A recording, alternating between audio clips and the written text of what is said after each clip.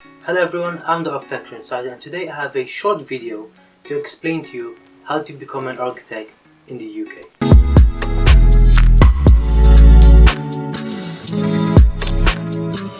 Now in this video I'm going to go over the main steps to become an architect in the UK.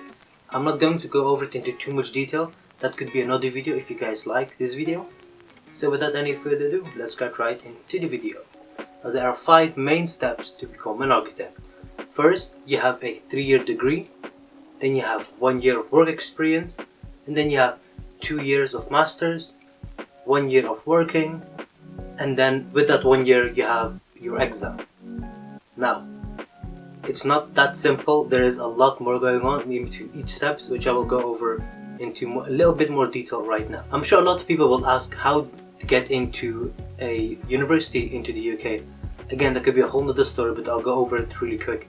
To get into the universities in the UK, you at least need 5 GCSEs and you need 3 A-levels or equivalent to A-levels. Your GCSEs have to at least include maths, English and science, which are the general taught lessons. Now for your A-levels, they could range from any art subject to sciences or to maths, or they could range to any of the other art classes.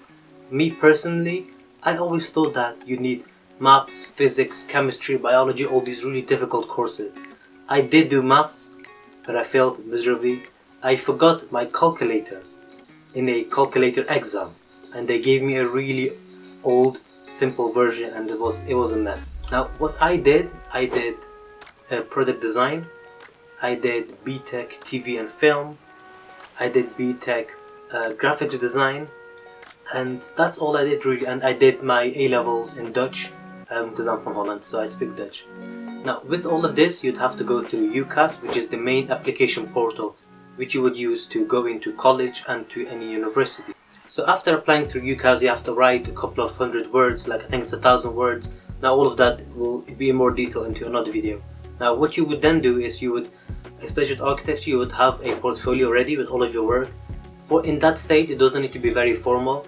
It could literally just be a mixture of like loose papers in a nice A3 portfolio that you could just flip through when you do your actual interview. Now what they would then do is they would send you an interview, you'd go to the university, and you would just speak over the things that you have. A few tips to make sure that you have into your architecture portfolio would be obviously some architectural buildings, showing your ability to draw in perspectives, 1-point perspective, 2-point perspective, even 3-point perspective if you can, to show some CAD work abilities, and to also demonstrate your abilities of modeling in 3D, like on the computer, and also using hand models. That is very, very important.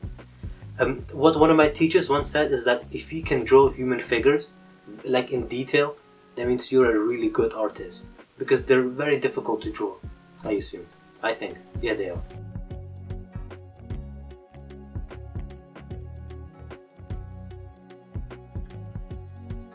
Now, when you apply for universities, you have to make sure that they are A or B accredited. They do not need to be RIBA accredited. RIBA is just like a very large private organization where you can subscribe and be a member of the RIBA. It's a world recognized certificate to have, which is really useful. If your university doesn't have the RIBA, you would have to apply for it yourself, which is pretty expensive.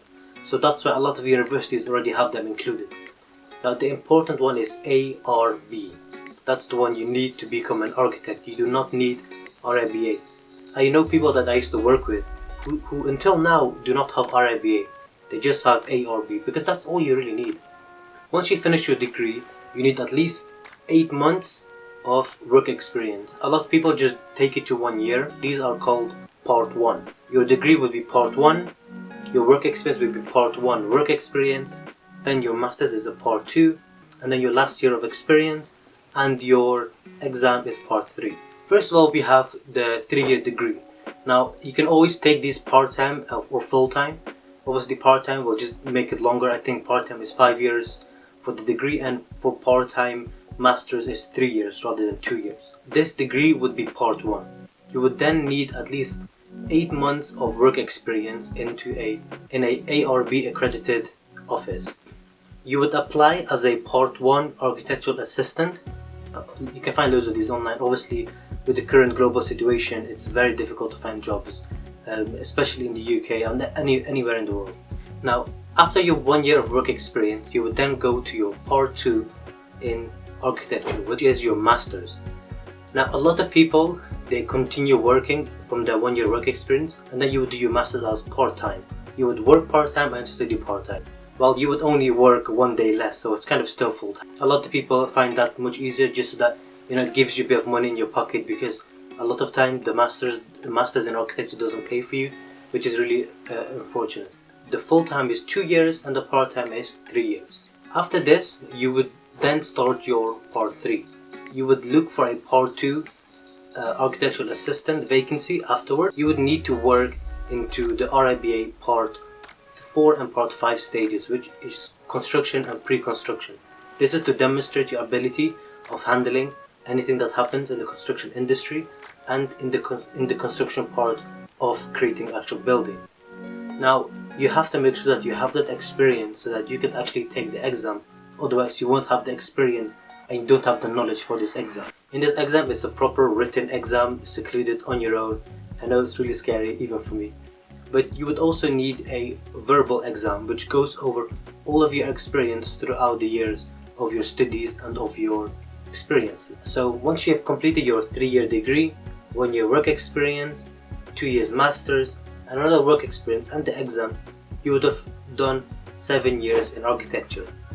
I know it's a really long course, but you just have to remember all of the good things that you can do once you're a qualified architect. Now, a lot of people, they take this route a lot slower and they take it longer, where, as I said, that they do the masters into 3 years, which then takes their whole course into 8 years. But a lot of people do this so that when you're studying your masters in 3 years, you would have had 3 years of experience rather than doing full-time 2 years and have no experience. Of course, some people prioritize working experience differently, and whichever route you go, it is fine. There's no problem. You know how they say there's many ways to skin a cat, and whichever journey you go through to get to be a qualified architect, the results at the end are just so overwhelming, and it's just amazing knowing that you're a qualified architect and that you can design buildings from scratch to finish.